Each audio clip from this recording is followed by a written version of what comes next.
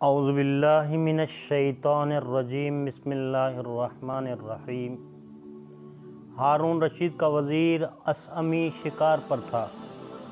اتفاق سے ساتھیوں سے بچھڑ گیا، ساتھ ہی راستہ بھٹک گیا۔ اصمی کہتا ہے میں نے ایک خیمہ دیکھا اور اس خیال سے اس خیمے کی طرف چل دیا کہ شاید کچھ دیر آرام کر سکوں اور پانی بھی مل جائے اور ممکن ہے قافلہ بھی ادھر آ جائے اور میں ان سے مل جاؤں۔ میں آگے بڑھا اور جب قریب پہنچا تو دیکھا کہ ایک خوبصورت نوجوان خاتون خیمے کے اندر موجود ہے، بس خیمے میں وہی تنہا ہے۔ اس عورت نے مجھے ادھر آتا دیکھ کر سلام کیا اور خیمے کے اندر آنے کو کہا۔ میں خیمے میں داخل ہوا اور اس عورت نے مجھے ایک طرف بیٹھنے کا اشارہ کیا اور خود دوسری جانب بیٹھ گئی۔ میں نے بیٹھتے ہی اس سے پانی طلب کیا، لیکن اس نے یہ کہہ کر مجھے پانی دینے سے انکار کر دیا کہ مجھے شوہر کی طرف سے ایسا کرنے کی اجازت نہیں ہے۔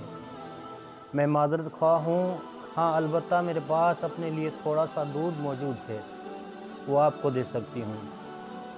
اصمی کہتا ہے میں نے دودھ پی لیا۔ وہ عورت بالکل خاموش چپ چاپ بیٹھی رہی اور بات کرنے سے گریز کیا۔ اچانک میں نے دیکھا کہ اس کا رنگ اڑ گیا اور وہ گھبرا گئی۔ میں نے خیمے کے باہر کی جانب دیکھا تو مجھے دور سے ایک سیاہ جسم ادھر آتا دکھائی دیا۔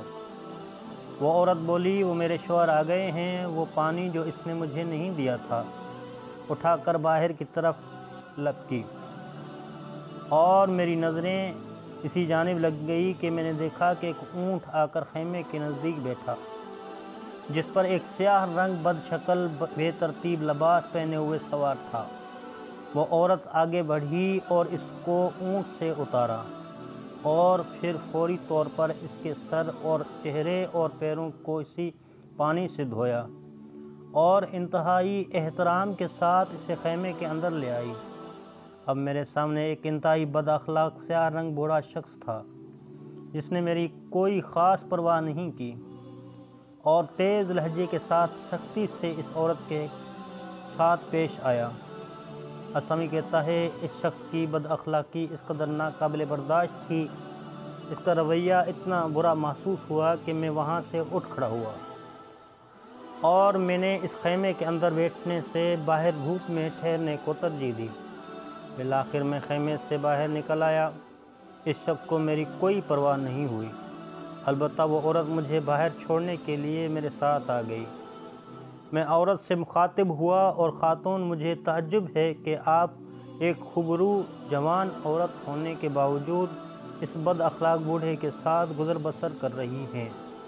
یہ بات کس قدر مشکل ہے، عجیب ہے کہ آپ کو اس کے لگاؤ ہے، آپ کیوں کر اس کے گرویدہ ہو، اس کے مالدار ہونے پر، دلدار ہونے یا حسن و جمال پر یا حسن اخلاق پر، جبکہ میں ان میں سے کوئی چیز بھی بظاہر ادھر نہیں دیکھ رہا ہوں۔